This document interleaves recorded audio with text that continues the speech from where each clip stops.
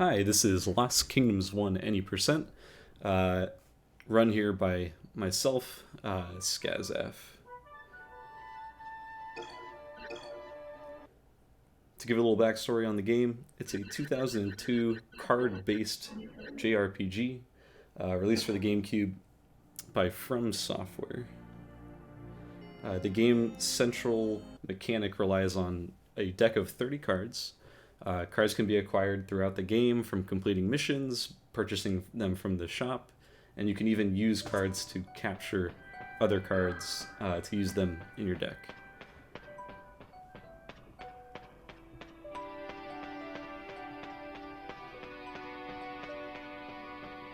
This first stage we'll be going through is really short. It only involves one minor fight. It's mainly serving as a tutorial for the player and to first acquire our first runestone in this cutscene that we skip.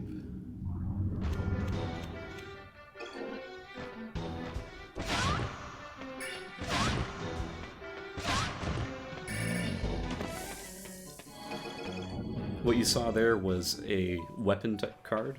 There's actually there's three different types of cards in this game, those being summons, independence, and weapon types.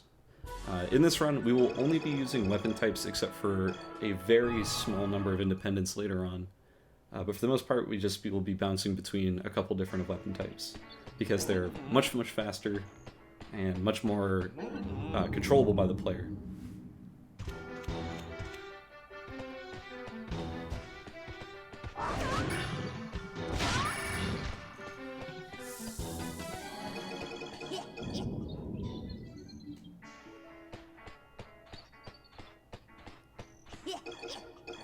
So this stage is actually special. It's the only stage, not including the tutorial stage, where we'll be using a deck of cards that we haven't actually prepared ourselves, which unfortunately leads to a very minor amount of randomness in which cards we'll be losing after leaving each fight.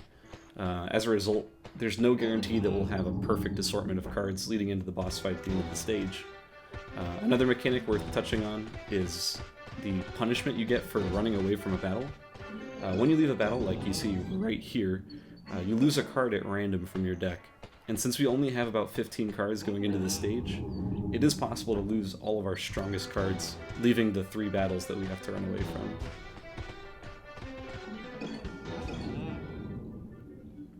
from. Although luckily, in this run, didn't lose anything of too much value. Just one lizard man. Other than that, we did a pretty good job.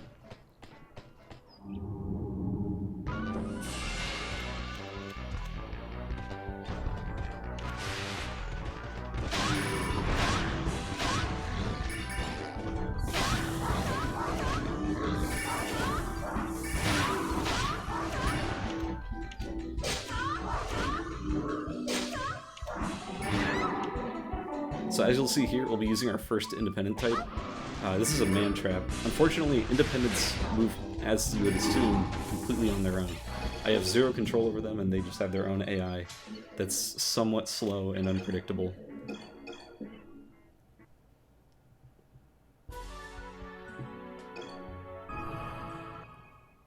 Now, we'll be visiting the Apothecary so many times during this run. The Apothecary is the home of Gerd, who is essentially your mentor and tutor in the story. We'll be visiting here a lot because it functions as the shop and the transformation center. The transformation mechanic we don't actually use in the run, but it's super cool. It's one of the main reasons why I enjoyed playing it so much as a kid. Transforming lets you, after you gain enough experience on different cards, lets you transform them into something bigger, better, rarer, and more exciting to put in your deck. But thanks to our really efficient routing, we've discovered a way to completely skip any transformation needed and just run solely on cards that we get from purchasing in the shop. We just emptied out our deck and loaded it up with 16 to 17 Lizardmen. Lizardman is a very efficient, small, low power, but high speed attack card, which allows us to do lots of really important tricks, or they're really less tricks, more just mechanic manipulation, where well, I guess we'll see it when we find the boss at this stage.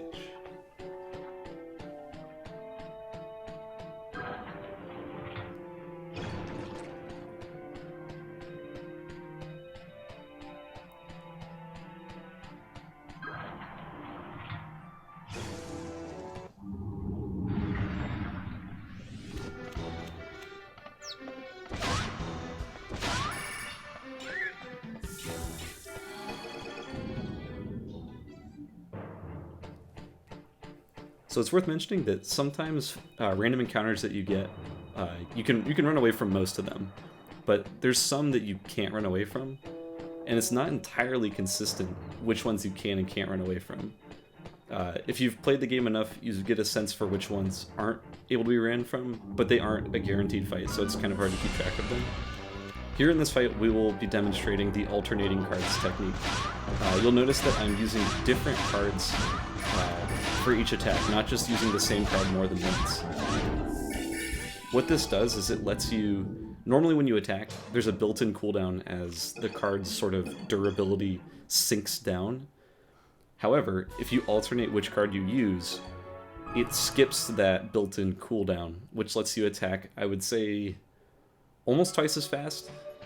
Maybe a little bit less than twice as fast as you're supposed to just from pressing one card more than once.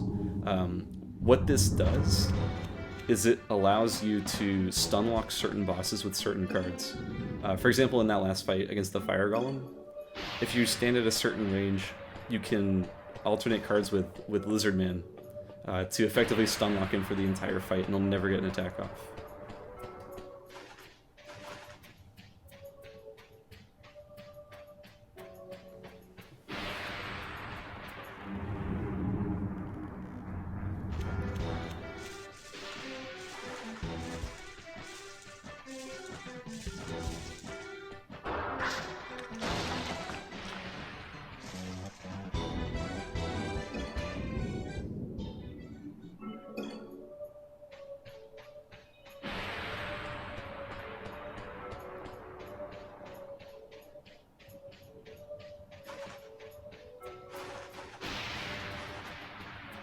Something you'll notice going through this run is that each stage generally has a gimmick or a puzzle that you'll have to figure out and fulfill in order to clear the stage. We're coming up to the one here on Burial Grounds right now, which is this 4 tombstone selection puzzle. If you do it out of order, you'll get sucked into an encounter, and you'll have to fight a couple of random mobs. But obviously we have it very obviously routed out.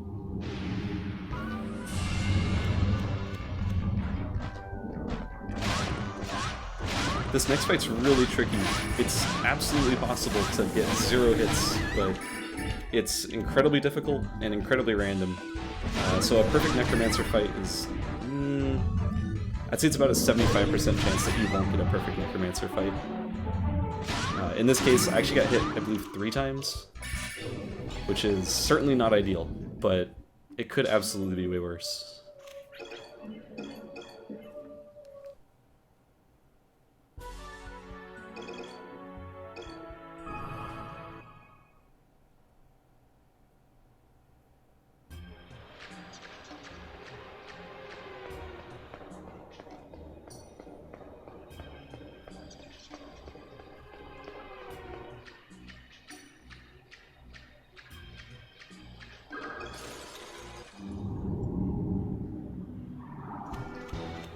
Here in Shale Passage we have, I believe it is 5 mandatory fights in the form of these tanks that we have to break open, each one containing a flare spawn inside and potentially 1 to 2 additional enemies with it. In order to reach the final boss, we have to break open all the tanks, and then it'll give us a signal that we can head over to fight him. Luckily they're not that hard. Unfortunately they are a massive time sink.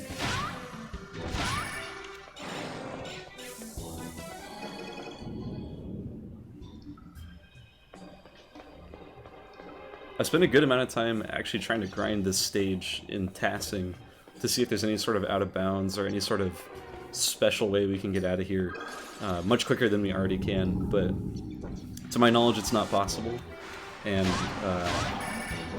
I really wish it was though, because the stage takes forever.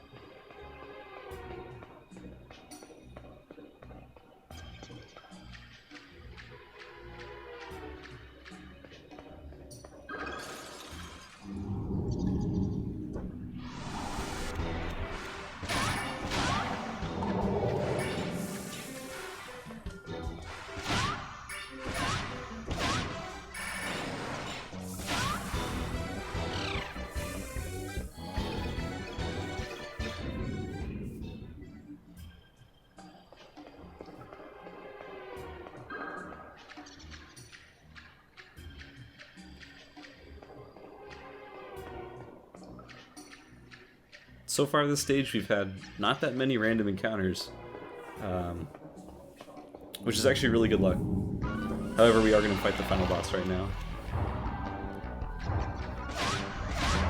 Once again, we'll be alternating Lizardmen to quickly grind them down, but unfortunately if we get hit, it can slow us down a good amount, which unfortunately I did get hit there. But still a good fight, still not bad, and we're moving towards the exit now.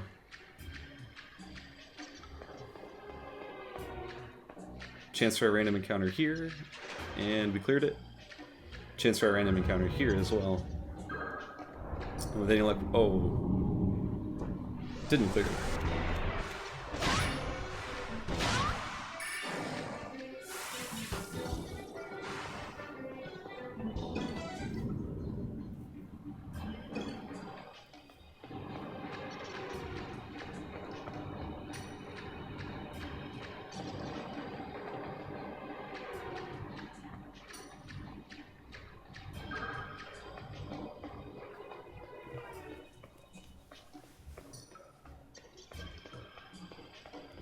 Then we cross the longest hallway of all time.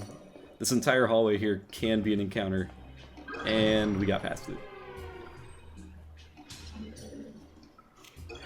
Hope we get a Mind Flayer, and I should probably bring up these end of card sequences that you see, or sorry, end of stage card sequences you see.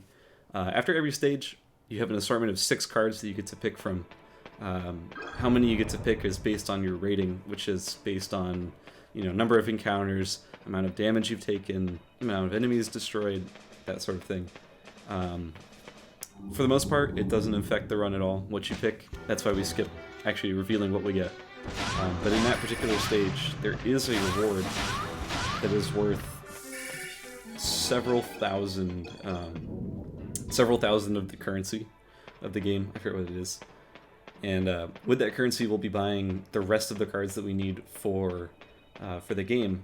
So to not get a Mind Flayer is sort of a big deal, but it's certainly not a run killer, because you can generally acquire enough money from the other end of stage bonuses. There's only the worst case scenarios, you get nothing but terrible draws, and we'll find out later if we did or not. In that case, we probably would have to reset, but in a marathon setting, we would avoid this by detouring in the Yprick Mines stage, which is coming up in about 4 stages, to pick up a hidden Golden Goose card, which we can sell for more than enough money, and make sure that we have our funding for the final stage.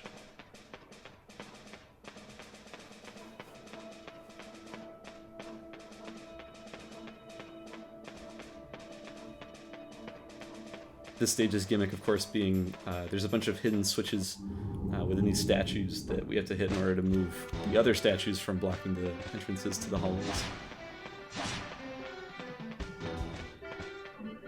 Only 2 random encounters, so good time. And the boss for this stage will be our first encounter with Helena. She's an important character story-wise. She's another summoner like you. So she will be attacking us in similar ways that we'll be attacking her, by using cards and, you know, independence, summons, attack cards. Her movements are incredibly hard to predict, and oftentimes she'll be reading our movements before we have a chance to respond to them, just because she's AI and we're not, obviously.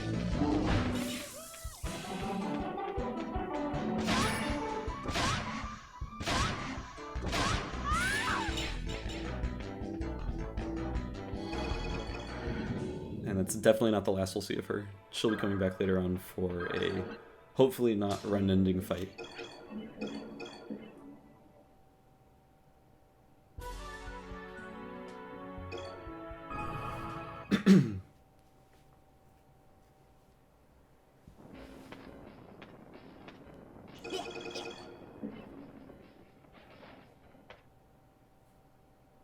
Coming up is probably my least favorite stage in the game. I'd have to give a huge shout out to the other previous world record holder, Necro, for finding this out-of-bounds skip to let us skip the entire stage.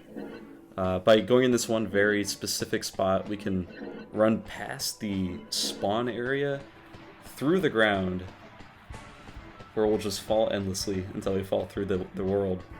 and all we have to do is run to the end of the stage.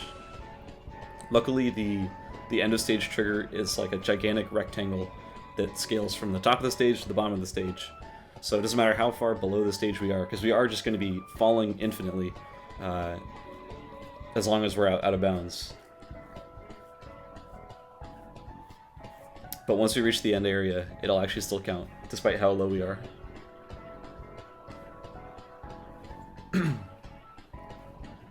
It is technically possible to get an encounter on this stage. It's happened to me once. I'm not sure if it was because I was too close. I've tried not to test it too much because I haven't wanted it to like kill any runs. But I assume if you get too close to the stage, it'll still get you encounters as well. But there's no final boss. You just have to run to the end. And that's it. That's Bridge of Sarvon. And now we'll go from the easiest stage in the game to the second easiest stage in the game. This is Kendari Castle. And we're done. Now we go to the Ypres Mines.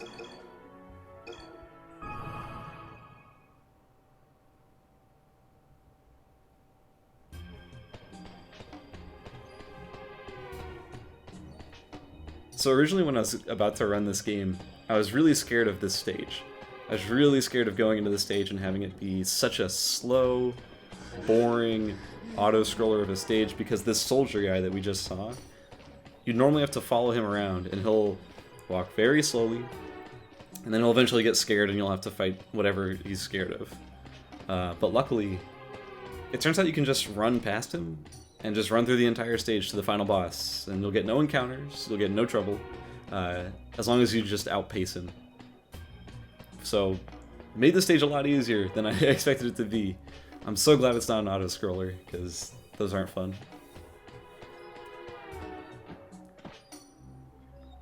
And here's the boss.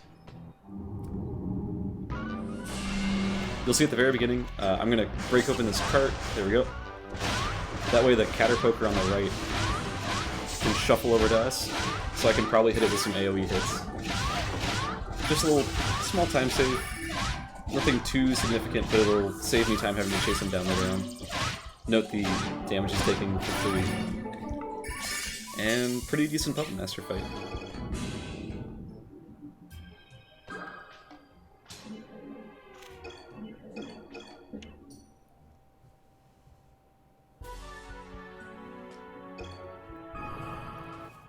Now finally we get to retire the all Lizard Man deck and pick up the best card in the game for clearing the game quickly, which is our good friend. Well, first off, we have to sell a bunch of cards to get enough money. So unfortunately we didn't get that Mind Flayer that I had mentioned earlier. Turns out we just didn't get it. We did get a Puppet Master though, so that'll sell for 1,200, which gets us enough for 11 Dragon Knights. Our good friend Dragon Knight will carry us through the rest of the run. Gonna quickly edit our deck, make a new one. This one's gonna be half Lizardmen, half Dragon Knights.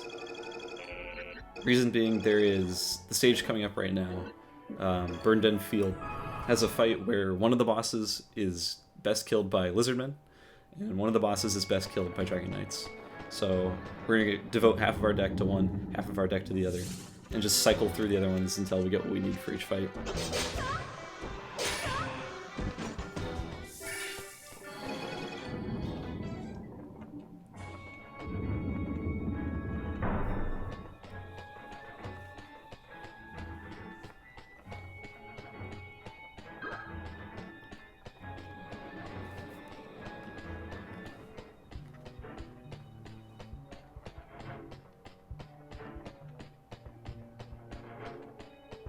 So we're going to approach this zombie dragon cage over here.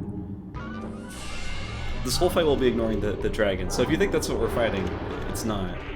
We actually just have to fight this Lich over here, who's incredibly annoying. But with Lizardman grinding, he goes down fairly easily. Since we need more Lizardmen, I'm probably gonna... no. There is an option of getting him down to really low health and then throwing cards at him until you capture a Lich card. Because you can sell that to get more Dragon Knights in the event that you don't get too many to begin with, which is the case in this run. But I'm confident enough with what we'll get through the Dragon Knight card, or not the Dragon Knight, the Zombie Dragon that we just picked up, and probably whatever we get at the end of the stage, that we might be able to salvage enough money together to finish off our Dragon Knight deck. I believe that was no random encounters, which is incredible for Burned Field. Now this last fight is going to be the Beelzebub. We'll quickly run to these archer trees over here, shoot them down using our iframes to not get hit by their shots, and then now we'll deal with the Beels. Luckily, Dragon Knights do put him on lock.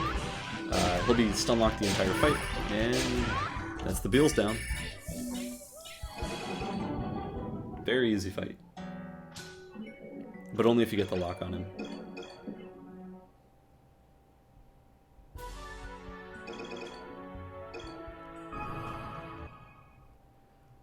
Very fortunately, the stage right after Burned Field also uses a half Lizard Man, half Dragon Knight deck, saving us time from having to switch decks between stages. Reason being, there are these Tiger Mages that we may end up encountering that are quickest killed by hitting once with a Lizard Man and then following it up with a Dragon Knight hit. Like, yeah, both of these enemies are Tiger Mages. So, we'll hit them once. Oh, followed up with a Dragon Knight. I unfortunately messed up the timing, but hopefully I can get it right next time. There we go. Normally if you hit them with 2 Dragon Knight hits, it'll take a really long time because they have like an enormous amount of iframes if you hit them with a Dragon Knight for some reason.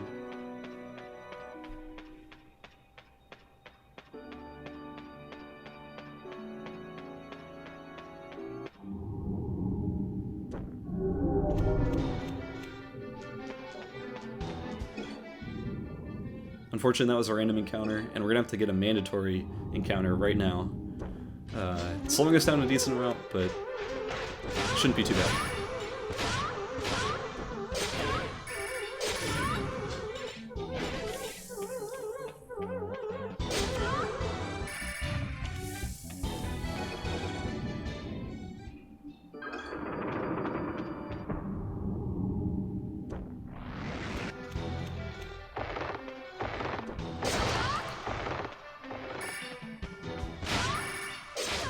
Oh, that feels good. Oh, that was great. They lined up perfectly.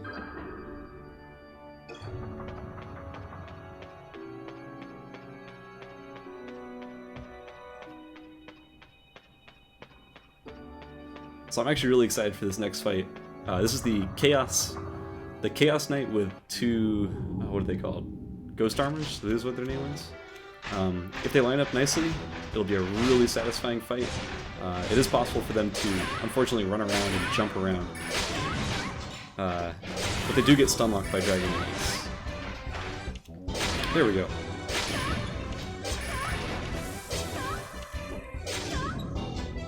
Not good, but not bad.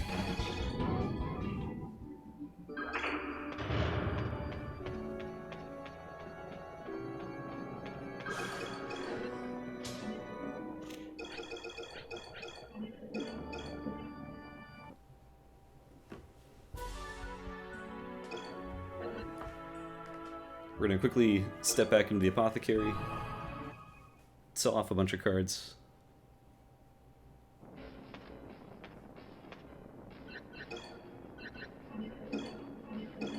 And finish our Dragon Knight deck.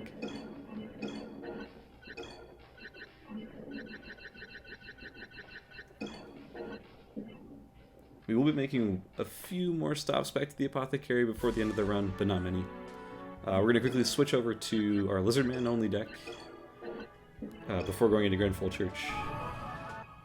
Reason being, the only real enemy in this fight, which is the final boss, gets stun locked by Lizard Men with appropriate timing. You can't just smash it, you have to time it out, but when you do, it's pretty good. Unfortunately, they do have really long iframes against Dragon Knights, much like the what do they call it? The mages. The cat mages from the last stage.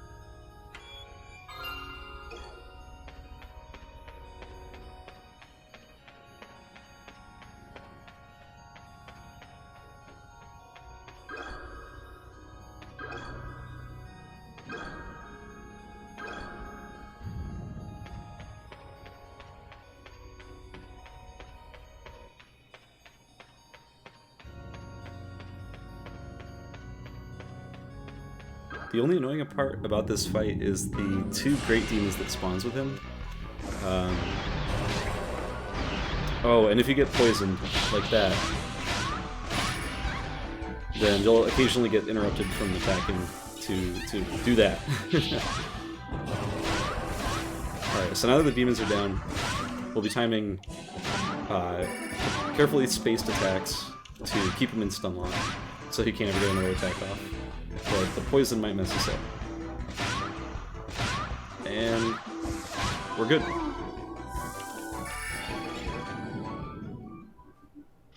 Pretty decent Grandfold Church.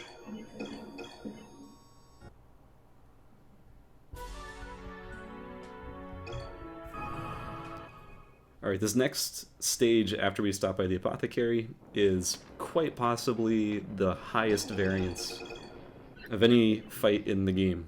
We'll be fighting Helena again, our rival summoner.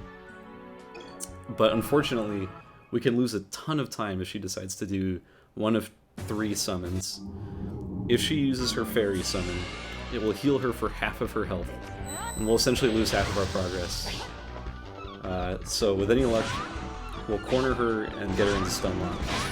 But the exact timing on the stun lock is very difficult. So this is one of her summons, but it's not the worst one. It's probably the fastest one she has. Still wastes time though.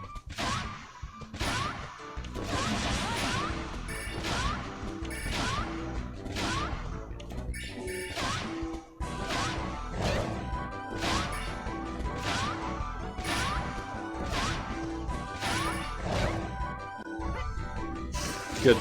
Good thing that's not a fairy. It's unfortunate that it is a summon, but it's good that it's not a fairy.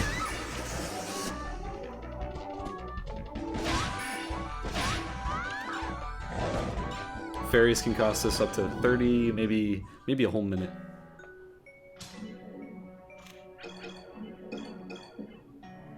Pretty decent Coliseum.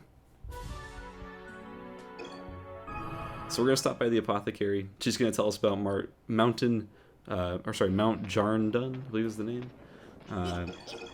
We'll be picking up our Hand of Pains, which is our only independent card that we'll ever be using. Hand of Pain is a independent that says when it's on the battlefield, all water type effects are twice as effective. So any cards you run that are of the water element will do twice as much damage. And in our case, we'll be running a deck full of Dragon Knights, which are all water, and the Hand of Pains, just 4 of them.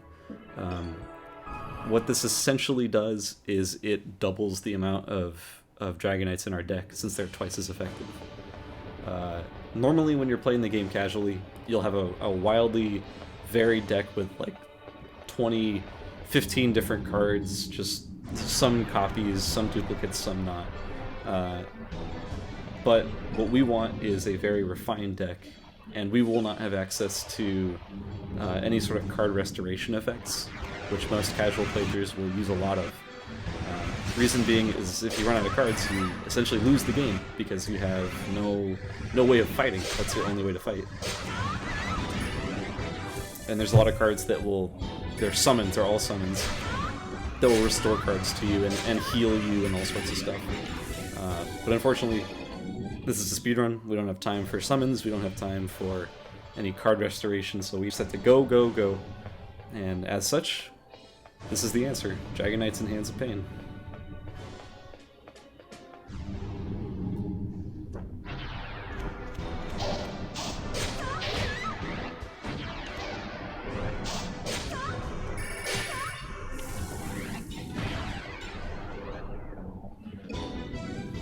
We're never really at threat of dying to losing or to emptying our deck and having no cards, except for in the final stage. It is a very, very real possibility that you draw out and run out of cards against Thanos, or Thanos, I forget his name. Reason being, the entire stage before that is really long, with lots of really hard fights. And so, when you get to a boss that's that difficult, it's super easy to run out of cards using the deck that we're using. In a marathon, I'll probably add 2 Mind Flayers or some sort of card restoration backup so I don't accidentally deck myself and have to redo the stage.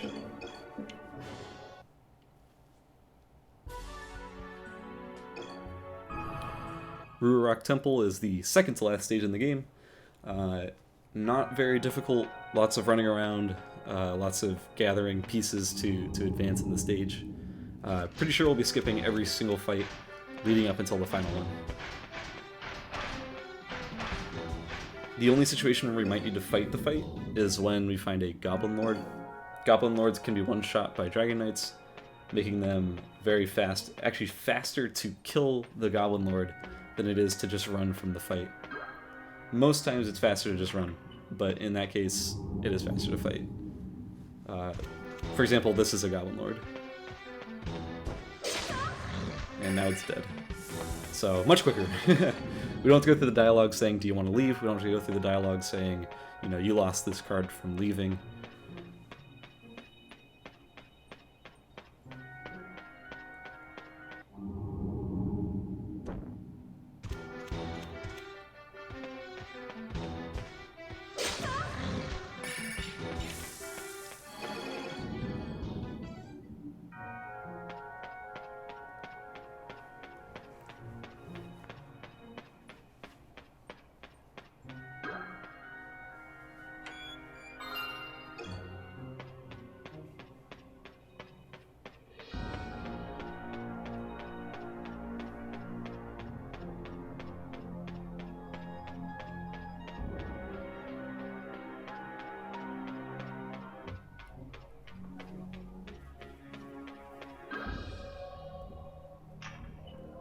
Me personally, I love the music in this game. I've played this game so many times, I've put countless hours into it, and I still can't get over how much I love the music. I can't get over how much I love the game in general, actually. I played this game all the time as a kid. I used to play it with my older brother, and we'd always just pass the controller back and forth between us. So to be able to speedrun it as an adult is very special to me. I really enjoy it.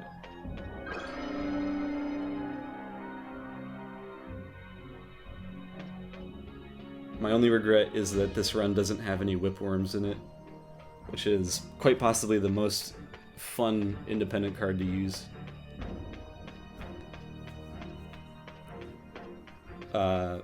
Boss of Rock Temple coming up. Two steel skeletons and a black dragon. We'll try to get a Hand of Pain to stay on the field for long, but there's really no guarantee of that. They tend to die pretty quick.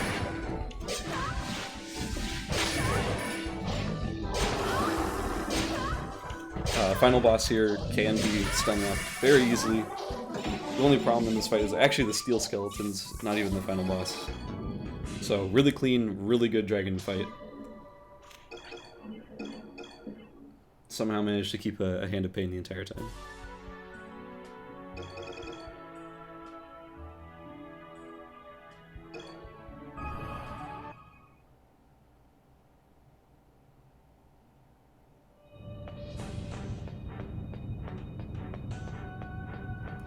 And now we're entering Brooch Black, the toughest stage in the entire game, the longest stage in the entire game.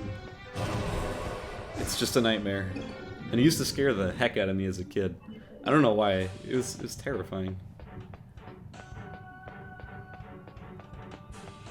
guess it's all like the skulls and stuff in the ground. How everything's just warped and twisted.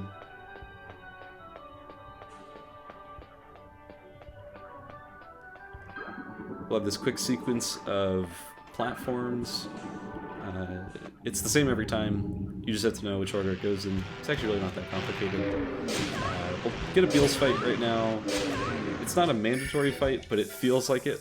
It feels like you always have to like pay the Beals above tax on the platforms at least once.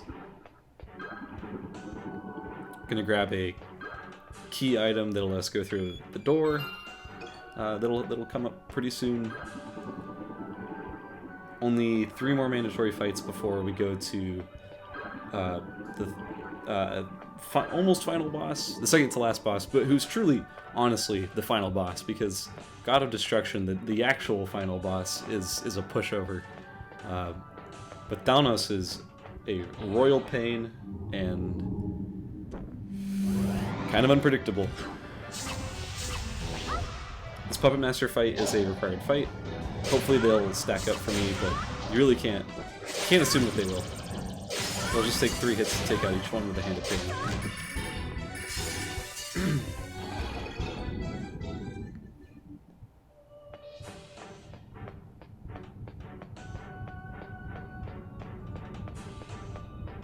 The random encounters so far have been relatively low. Only the one Beelzebub. And I guess the vampire at the beginning. But that's sort of to be expected. I wouldn't say it's great. I wouldn't say it's a terrible encounter rate so far. Just sort of par for the course. But so far, this time is incredible compared to the current world record.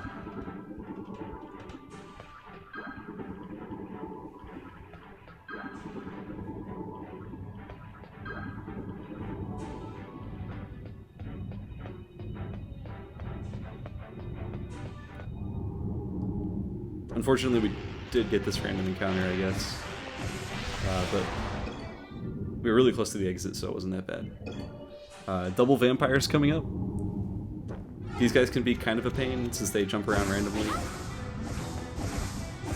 Like that. But they only take 2 hits with a Hand of Pain in the field. So they do have a lot of iframes though. So we kind of have to alternate which one we're hitting.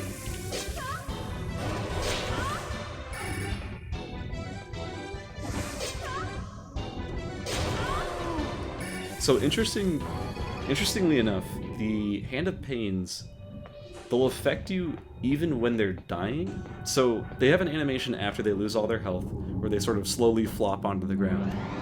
They're technically gone, they're technically dead at that point, but they still will double your effect until they're completely disappeared and vanished from the field.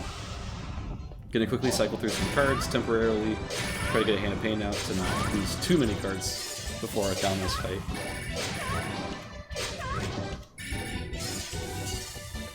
Pretty decent Puppet Masters. And here we go.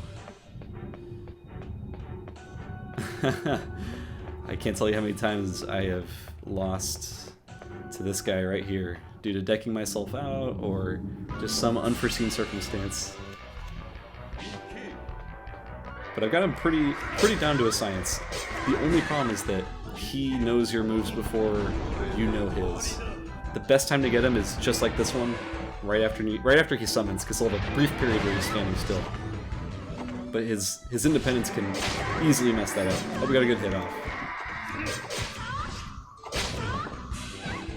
Guard of the Nightmare. Still to deal with that Steel Skeleton though. And this poison is not helping. Oh, there's the hit. We got him in the corner. Oh no, he got out. Oh, and he's back in. Did we get the lock? Nice!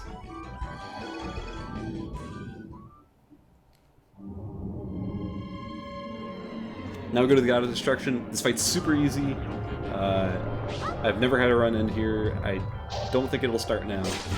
We just have to eliminate this fire elemental and then grind him out in a stun lock. He does have, when those rings are around him, he is completely invulnerable until we kill off the elemental again. Got him in the stun lock, and this should be an easy kill.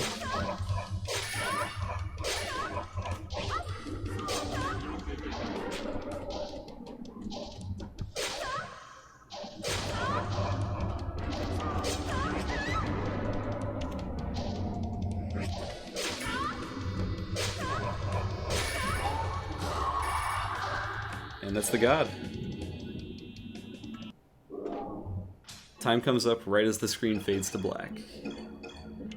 And that's time. 41:56 is pretty good. That's world record. In-game time of 35, 40, 35.